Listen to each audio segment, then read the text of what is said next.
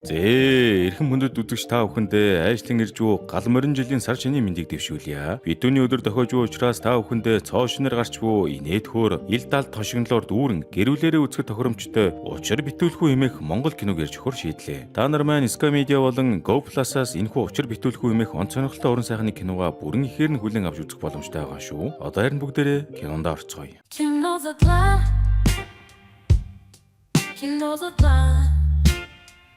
Кино эхлэхэд тунг үнэхтэй төгөлдөр хуурын аяг гიშгэлэх ба нэгэн настай эмээ өөрийн дуу хоолойгоо бичиж авсан бололтой хуурцаг сонсч буй дүр зураглал биднийг өгтөн. Дээрхүү хуурцагт эмээ маань өөрийн одоогийн амьдралдаа үнэлт дүнгэлт өгсөн яриагаа бичиж үлдээсэн аж. Насны ханаа алдахаас өмнө үр хүүхдүүдэд нэлх балчир байхад нь эмээгийн амьдрал ад жаргалаар хэлгэж байжээ. Одоо бол тэр сайхан цаг үеийн дурсамж болон үлдсэн байв. 2026 оноо угтах шинэ жилийн орой гэр бүлээрээ цугларч баяраа тэмдэглэх үеэр эмээ маань ийхүү гундуухан суух ба ширээ тойрон суух үед нас бий дүрсэн үр хүүхдүүдийн зан ч одоо танигдахын аргагүй болтлоо өөрчлөгдөж учир нь олдохгүй юм ярьж хэлдэг болсныг үнэндээ гайхаж өгч байла. Настай эмээ өвөө нар маань дэрэгдэн ер нь хүн байсан ч ганцаарддаг байгаа зү. За тэгвэл эдний хүүхдүүд гэж чухам ямар янзын нөхдүүд байна. Бүгдээрээ эдний гэр бүлд нь задлан шинжилгээ хийцгээе. Эхнийх нь том хүн болтой уцаар хэн нэгэнтэй ярьж байна. Гэтэл тэр яран ч гэсэн хотоос сайдуу нөгөө газартаа шүн дуудаад хутгалаад булаад явчин ч гэнүү бараг чихнээс цус гарах нэ. Бурхан минь гэж. Энэ нөхөр бол ер нь үнэн эвгүй гарвалтай. Бас л юм л бол гойж гангалдаг. Шүн өрөө болохоор хаагур юу ч юм мэддэхгүй гараад алга болчдөг. Цэлмүн гэх нэртэй аж өхнө нь эмээгийнхээ санааг нэлээд чилээдэг шинжтэй шүү. За бас нэг эмээгээ байнга шаналгаж байгаа тэтгэр хитэн цаасыг салгаад авдаг амт нэртэй Янг боо энэ дунд нь байна. Эдний том бэрэнж мөн нөхөр сүдэртэйгээ асуудалтай сэмхин арх хусчдаг хүн юм шиг байгаа. Эднийх ер нь бүгдээрээ л эмээгийн сэтгэл санаанд нэг тийм сэв суулгацсан. Ил далдуур байнгын л асуудал тарьсан байдаг. Ёстой нэг учир битүүлэг нөхдүүд бололтой. Тиймдээч энэ киноны нэр нь хүртэл учир битүүлэх үү юм шүү дээ. Үзэгдэл солигдоход битүүний өглөө болсон байх ба нөгөө чинь гэр орноо цэвэрлээд нэлээд завгүй бужигнж байгаа харагдана. Эмээгийн том хүү буюу өрхийн тэргүүнийг жигжид гэх бөгөөд эхнэр нь түүнийг гар хөлийн үзүүрт гүйлгээд байсан тул битүүний өдөр хүн айтайхан байлгасангүйгээд үглээд байгаа бололтой.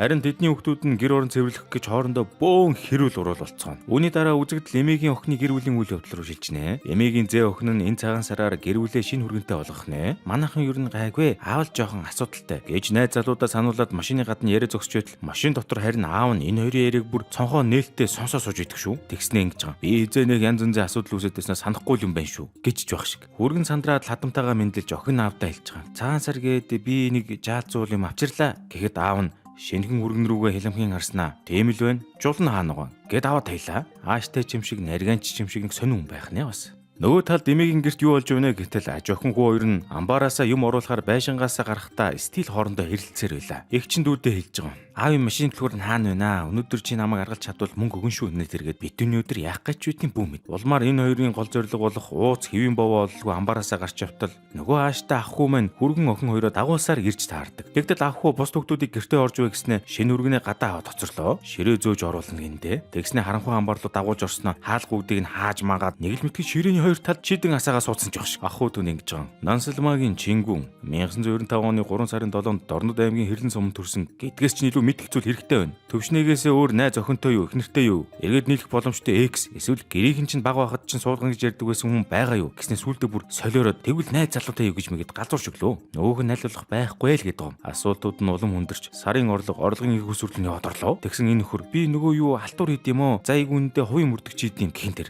Харин түүний гойчилж дөрөвнөөс хойш чамайг ажиглаад хахад чи яавч мөрдөгч хийхээр анзаарахтай хүн биш байсан гэд дийсэж гарлаа.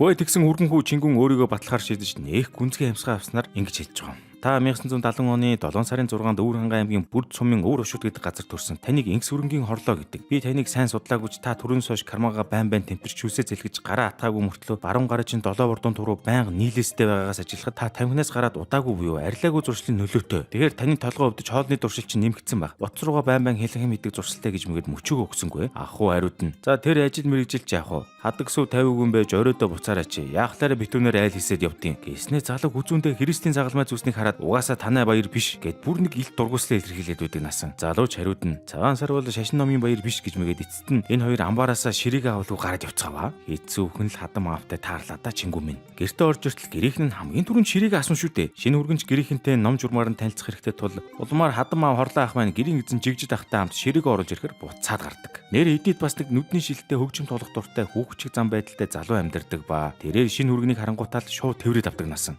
Удахгүй ямар учиртай хүн гэдгийг тодорхой тодорхой болох байгаа л да. Төд удалгүй эдний гэрийнх нь үдийн цай ухаар болж ширээ тойрон сууцгаах ба эмээж доош бууж ирэн тэдэнтэй нэгдэв. Эмээ амнын арай битүүлэг эхлээгүй үсттэй бүгдээрээ цугласан дээр та нарт нэг юм дуулгая гэж хэлж дуусаагүй байтал хөргөнгүү хорлоо. Үүшээ энэ бузыг хэн ч ингэсэн манай бууз биш үү нэтэргээд хөндлөн цусгээд орж ирж байгаа маа. Хөөрхий эмээ хэлэхүүгээ дуусгах гэсэн ч мэдрэмжгүй хорлоогоо кетчуп сууных нь буузны амт нь өөр байгаа талаар яриад дахин таслуулсаар байлаа. Сүүлдээ эмээ бараг хэлэхүүгээ марчиж байгаа юм. Тэгсээр нэг юм тасгийг чимээ гарч бөөндө гараа тартал амбарт байсан бууз муу цамаг юм холгоод алдсан байгаа ухаардгаа бүтлгөөч нөхдөөд болдоо. Гэтэл тэр дундаас өөрийгөө хуучин цагдаа байсан гэх хорлоо ах маань алдсан юмнуудаа ядах юмгүй олон инээ тэрийгээ чухам өөртөө ихтэй юм яриад унлаа шүү. Шинэ өргөнж түнээс дутсангүй тэр хавийн хамаг имийг шинжлээд эхэлдэг. Тэгээд энэ хэд маань алдсан хоол хүнсээ олж аавна гэд бөөндөө машиндаа чигд суугаад ойр хаваар явж гарлаа. Удалгүй шинэ өргөн нэг ноцтой дүгэлтэн төрсөн тухайга нөгөө хэддээ дуулав. Хорлоо ах түрүүнээс хойш ам нэвэл бууз гэд байсан. Түрүүн амбарт ганцаараа төрүүлж очиод бууз алга болчих гэж хашгирсан. Бас машин цуух үедээ би шалавчин дээрээс нэг хүлдүү бууз олсон. Хорлоо ах та намайг анханасаа сорих гэж бууз алдсан хэрэг зохиогоо үстэй гэхэд хорлоож хэрэгээ хүлээж бууз нуусан контейнер эцэст нэг юм нээдэг. Гэхдээ энэ хүргэнхүү одоо ирээдүйн хадам аавыгаа хамаагүй хорлоо ахмах гэж дуудаад гэрийнхнийхээ нүрэн дээр нь хэрэг хүлээлгээд байгаагүй байгаа. Гиснээс жинхэнэ салгасан юм бош нөгөө нээсэн контейнерт нь хөлдөөсөн буузнууд нь байдаггүй. Ингээд энэ хэд маань жинхнээсээ цагаан сарын хамаг нандин эрднүүдээ бусдын гарт алдсан бош таарлаа. Ядаж явахад эдний гэр бүлийг ганц атгадаг хүн Жак их очтой. Эмээгийн том охин буюу хорлоо ахын эхнэр юу юугүй онгосноос буугаад ирэх цаг хугацаа төхөөд байсан тул бүгд сандарлаж байгаа харагдана. За тэгээд хүн бүрэл бууз ажиллагаагаа дахин үйлдэх ажил чамдаад өжөөтлөө. Эмээгийн гойж гангалах дуртай том аж охин нь огих гойч байгаа юм шиг сонь царайд суух ба удалгүй түн дуудлага ирдэг. Одоо гэрийнхнийг аргалчаад очлоо. Инээ тэрийгэд нууцаар яриад байгаа болтой. Нэр нөгөө хүүхчиг байр байдалтай нүднэлтэй залуу чинь эмээгийн отгон хүү намсраа бож таарав. Оюун ухааны хөгжлийн хувьд хүүхчиг тул гэрийнх нь бүгд түнд анхаар таламж тавих шаардлагатай болдог гэжээ. Ядаж байхад намсраа гэртээ байгаа цагтаа тасралтгүй төгөлдөр хураа балбаж байдаг болохоор гэрийнх нь бүр төгөлдөр хурааг нь таглаж байгаа скотчоор наачж явах шиг. Чих амар байх эцсийн арга бол доо чаваас. Бууз ажиллагаа дөрнөд байж байтал отгон аж хүн гинт хоёр давхраас бууж ирэхдээ эмээ алга болчлоо гэж хашгираад л бууз хийж байсан хамаг хүн амтны анхаарлыг сануулад нөөдүүлэн ч эмээ ээжигээ олж авна гэд хаасайгүй хайж гэлдэг. Балган тойрохгүй юм да энэ эдийг нэрээ. Явж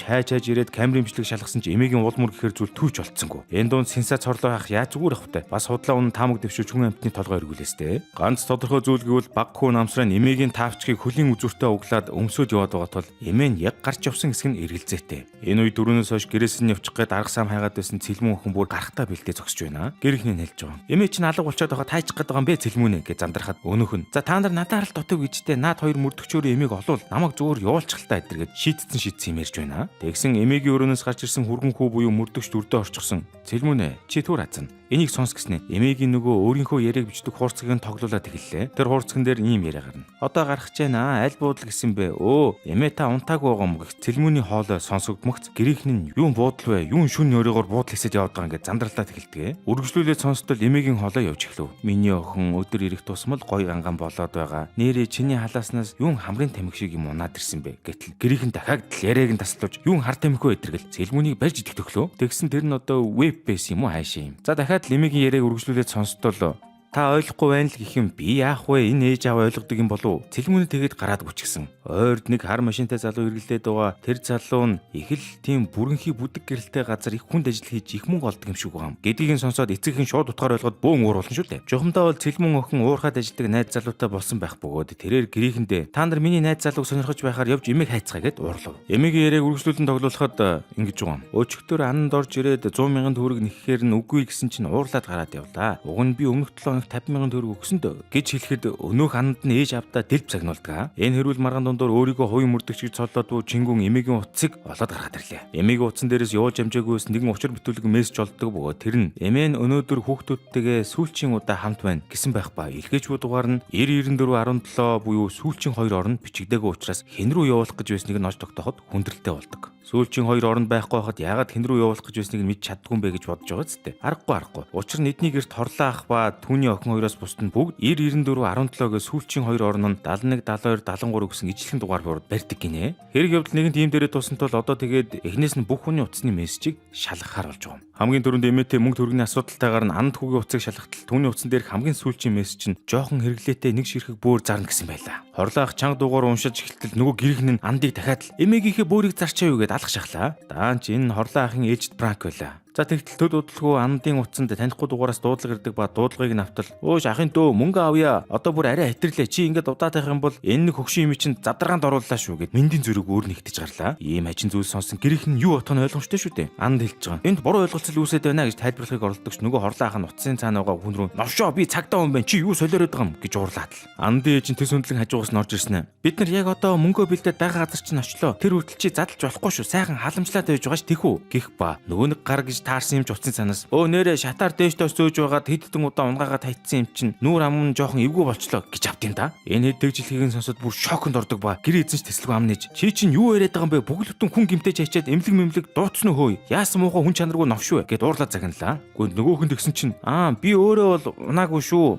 Унгаацсан гэд байх чинь хэдүүлээ сайхан дундаа хийгээд ярья. 1.5 сая болж гэнэ үү гэж авлаа. Гэтэл энэ дундаас мэдрэмжгүйгээр алдартай хорлоо. Чи одоо бүгд бүтэн үнийг 1.5 саяар үнэлээд тахтай яадیں۔ Ядаж 2 саяар үнэлээч гэд юуны талаар яриад байгааг нь мэдэхгүй түлээ зан гарах тадан мах нь хорлог зандарч "Чи юу хуцаад байгаа юм бэ? Бид нар 1.5 саяар авсан дээр штэ" гэж мэгээд энэ хэд бүр яасарсан хүмүүс гэхээр ийм сэтгүүтэй гэдэм бүү мэд. Тэгсэн удсын цаанаас гинт "Та нар ч одоо ганц удаа авахгүй ямар амар сенсацлдаг юм бэ? Би одоо хаяа уулъя" гэд тасаллаа. Дөрөвнөөс хойш баг хүний 8-ачтай 8-альцад гэн гэж боттол хүүн уцаа ламбаартанд үлдээсэн байсныг сайн нэг юм ойлгож байгаа юм даа энэ гарууд.